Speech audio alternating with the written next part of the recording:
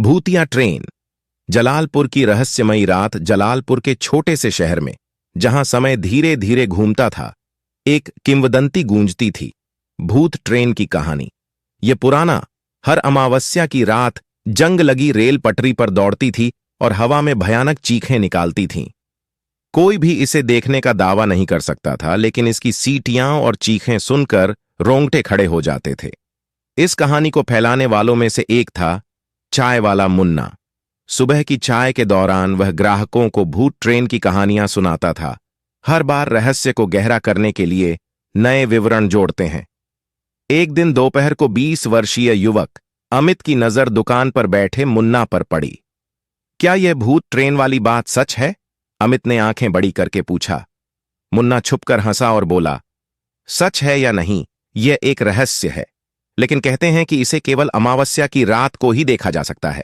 अगर विश्वास हो तो एक बार देख लो, हंसोगे या रात को सोओगे, ये उड़ जाएगा, तुम्हें पता चल जाएगा। बचपन से ही रोमांच के शौकीन अमित इस चुनौती से उत्साहित थे। उसने अमावस्या की रात भूतिया ट्रेन देखने का निश्चय किया। अपने दोस्त राजू को साथ लेकर वह शहर के बाहरी इलाके की ओर चला गया, जहां पुराने रास्ते एक अंधेरे जंगल से होकर गुजरते थे। रात काफी गहरी हो चुकी थी। आकाश में एक भी तारा नहीं टिमटिमा रहा था। जंगल का सन्नाटा हवा में कंपन पैदा कर रहा था। तभी दूर से एक सीटी की आवाज आई, धीमी, डरावनी। जैसे जैसे सीटी तेज होती गई, दोनों दोस्त कांपने लगे। पृथ्वी कांपने लगी और अंधेरे से एक विशाल लौह राक्षस प्रकट हुआ। यह एक भूतिया ट्रेन थी। ट्रेन के डिब्बे खिड़की रहित, जंग लगे और टूटे हुए थे।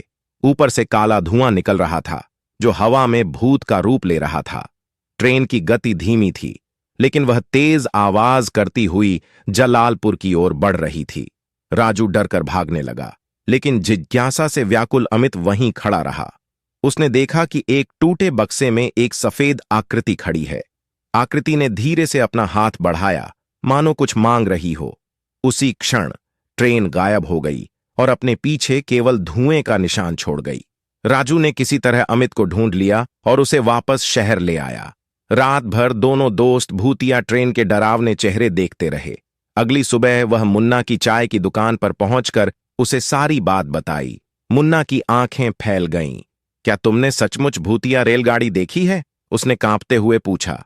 अमित ने सिर हिलाया, फिर भी डरा हुआ। मुन्ना ने बताया कि उसने भी कभी ट्रेन नहीं देखी थी, सिर्फ इसके बारे में सुना था। लेकिन अब उसे यकीन हो गया कि कहानी सच थी। उस दिन से भूत ट्रेन की किंवदंती और भी अधिक लोकप्रिय हो गई।